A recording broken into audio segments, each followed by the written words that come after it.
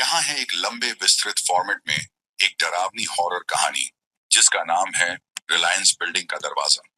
यह कहानी आपको एक ऐसी दुनिया में ले जाएगी जहां हर कोने में रहस्य है और हर आवाज आपकी रूह को कंपा देगी।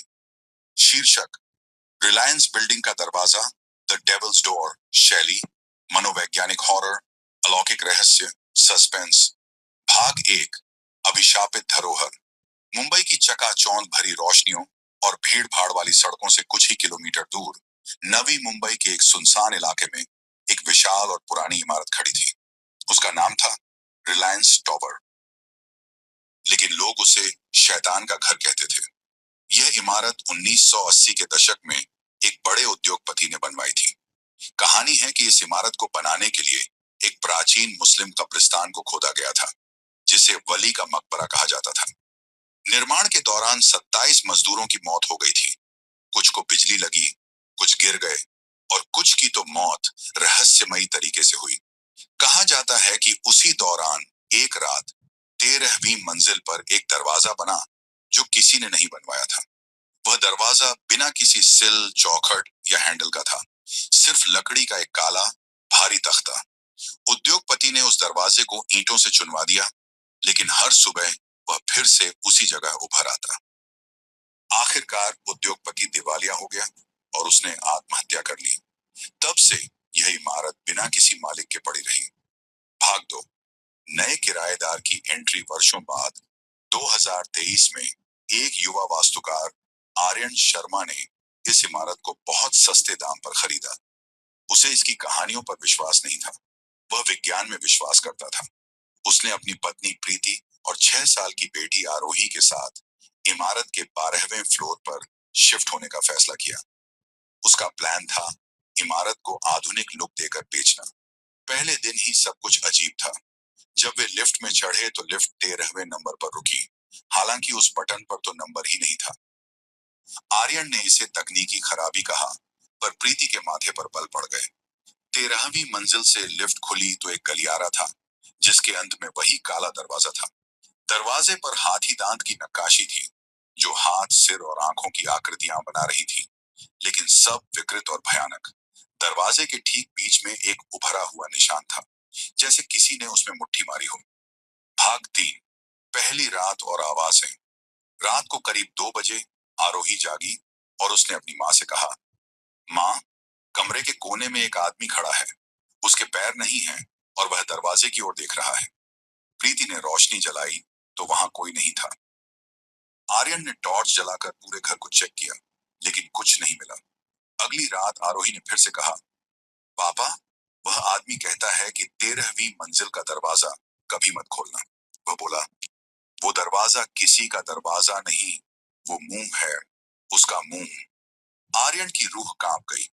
उसने सोचा यह बच्चों की कल्पना है, पर अगले दिन उसे घर के अंदर जमीन पर गीले पैरों के निशान मिले, जो बाथरूम से नहीं बल्कि सीढ़ियों की ओर जा रहे थे। सीढ़ियां ऊपर 13वीं मंजिल की तरफ जाती थी। भाग 4, पुरानी फाइलें और भूली हुई सच्चाई। आर्यन ने इमारत के बेसमेंट में पुरानी फाइलें खोजी। उसे एक डायरी मिली जो उस उद्योगपति की थी। उसमें लिखा था, मैंने उस दरवाजे को खोलने की कोशिश की, अंदर कुछ है, वह हमारी दुनिया में घुसना चाहता है। उस दरवाजे पर एक ताला है जो सिर्फ उस परिवार के खून से खुलता है जिसने इस जमीन को पहले श्राप दिया था। हर 12 साल बाद ये दरवाजा किसी को अपनी तरफ खींचता है, उसे अंदर ले जाता है। मुझे लगा मैं उसे नष्ट कर दूंगा, पर मैंने खुद को नष्ट कर दिया। डायरी में एक तस्वीर थी, एक औरत की, जिसके चेहरे पर 5 उंगलियों के निशान थे जलते हुए। उसके पीछे वही काला दरवाजा खुला हुआ था और उसमें से एक हाथ बाहर आ रहा था, जैसे उसे अंदर खींच रहा हो। भाग 5, 13वीं मंजिल का खेल। अगली रात आर्यन को नींद से आंख खुली तो उसने पाया कि प्रीति बिस्तर पर नहीं है। वह उठा तो उसे दूर से हंसी सुनाई दी, प्रीति की हंसी, लेकिन बहुत अजीब, जैसे किसी ने उसकी आवाज चुरा ली हो। वह हंसी 13वीं मंजिल से आ रही थी। आर्यन ने सीढ़ियां चढ़ी। उसने देखा, प्रीति उस काले दरवाजे के सामने खड़ी थी। उसकी आंखें सफेद हो चुकी थी और वह दरवाजे को अपने नाखूनों से खुरच रही थी। दरवाजे पर पहले से खरोंचों के निशान थे, जैसे सैकड़ों लोगों ने उसे खोलने की कोशिश की हो। आर्यन ने चिल्लाया, प्रीति रुक। प्रीति मुड़ी, मुस्कुराई और बोली, मैं नहीं, आर्यन, वह मुझ में बोल रहा है। उसने कहा, 3 दिन में पूर्णिमा है और तब वह अपना दरवाजा खोलेगा। तुम्हारी बेटी वह चाबी है। भाग 6, भूतिया कहानियों का जाल। आर्यन ने इस रहस्य को जानने के लिए शहर के एक पुराने तांत्रिक बाबा ज्ञानेश्वर को बुलाया। बाबा ने इमारत की परिधि में एक घेरा बनाया और काला दरवाजा देखा तो वह कांपने लगे। उन्होंने बताया, यह कोई दरवाजा नहीं, यह एक पोर्टल है। यहाँ 700 साल पहले एक सूफी संत की हत्या हुई थी। उन्हें जिंदा दफनाया गया और उनकी आत्मा ने अपनी मौत से पहले एक श्राप दिया, जो भी इस जमीन पर घर बनाएगा उसके घर का दरवाजा मेरी कब्र का दरवाजा होगा और मैं उसमें से निकलकर उसकी औलाद को ले जाऊंगा। ये दरवाजा हर 12 साल में एक बलि मांगता है। पिछली बार उद्योगपति की बेटी को अंदर ले गया था। अब इसकी बारी तुम्हारी बेटी की है। भाग 7, आतंक का वास्तविक रूप। पूर्णिमा की रात आरोही बुखार से पीड़ित होकर बिस्तर पर थी। अचानक सारी बत्तियां बुझ गईं। घड़ी ने 3 बजे बजाए। ब्रह्म मुहूर्त, वह समय जब पोर्टल सबसे कमजोर होता है। आर्य ने देखा, आरोही का शरीर हवा में उठ रहा है, जैसे कोई अदृश्य शक्ति उसे ऊपर खींच रही हो। वह चीखते हुए उसके पीछे भागा। आरोही ने आंखें खोली और उसके मुंह से 3 अलग अलग आवाजें निकली। एक आवाज बूढ़े आदमी की जो रो रहा था, एक आवाज औरत की जो हंस रही थी, एक आवाज बच्चे की जो कह रही थी, पापा, अंदर बहुत ठंड है, मुझे बाहर निकालो।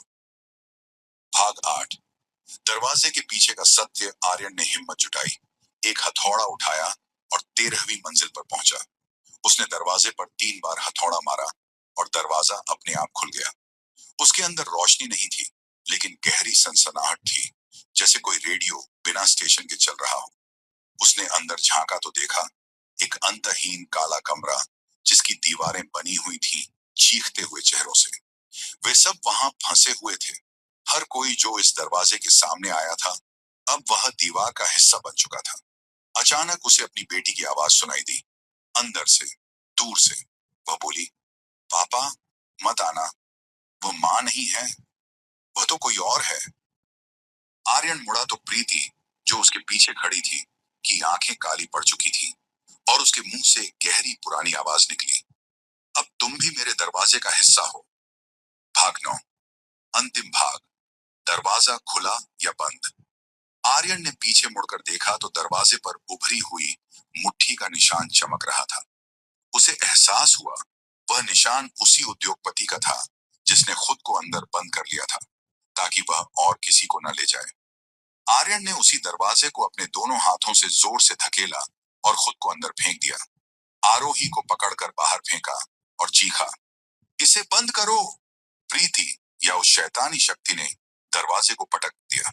आर्यन अंदर बंद हो गया और दरवाजा गायब हो गया, जैसे कभी था ही नहीं। उपसंहार, आज की स्थिति 3 दिन बाद प्रीति और आरोही उस इमारत को छोड़कर चली गई। आरोही अब बोलती नहीं, सिर्फ चित्र बनाती है, एक काले दरवाजे की और उसके सामने खड़े एक आदमी की जिसके पैर नहीं है। रिलायंस बिल्डिंग आज भी खड़ी है, लेकिन उसकी 13वीं मंजिल पर कभी कोई नहीं जाता। कहा जाता है, अगर आप आधी रात को उस इमारत के पास से गुजरें तो आपको दरवाजे के पटकने की आवाज सुनाई देगी, और अगर आप बहुत करीब से देखें तो दरवाजे पर एक नया निशान बनता दिखेगा, आर्यन की मुट्ठी का। और कुछ लोग कहते हैं कि आर्यन अब दरवाजे का रखवाला बन गया है। वह हर उस इंसान को चेतावनी देता है जो उस दरवाजे को खोलने की कोशिश करता है। कहानी के डरावने तत्व, की हॉरर पॉइंट्स। 1, वास्तविक इतिहास का डर, कब्रिस्तान, मजदूरों की मौत, उद्योगपति की आत्महत्या। 2, अलौकिक दरवाजा जो खुद बनता और मिटता है, मानो जिंदा हो। 3, बच्ची की आंखों से दिखता भूत, उसकी मासूमियत और सटीक भविष्यवाणियां। 4, पोर्टल का अंदरूनी दृश्य, चीखते चेहरों वाली दीवार जो पिछली बलियों को दिखाती है। 5, प्रीति का बदलता व्यवहार, उसका अपने ही परिवार के लिए खतरा बनना। 6, पूर्णिमा और ब्रह्म मुहूर्त, समय का चुनाव जो तांत्रिक मान्यताओं को जोड़ता है। 7, पहचान की चोरी, शैतानी शक्ति अपनों की आवाज और रूप धारण कर लेती है। 8, अंत में हीरो की बलिदान। पिता अपनी बेटी को बचाने के लिए खुद को कुर्बान कर देता है, पर हारता नहीं। कहानी यहाँ खत्म नहीं होती, क्योंकि 2026 में, यानी इस साल, दरवाजे को फिर से 12 साल पूरे हो रहे हैं। और इस बार दरवाजे ने एक नया शिकार चुना है। आरोही, जो अब बड़ी हो गई है, को एक पत्र मिला है, जिस पर लिखा है, पापा तुम्हें बुला रहे हैं, दरवाजा खुला है, क्या आप इसे खोलेंगे? Don't forget to like and subscribe this channel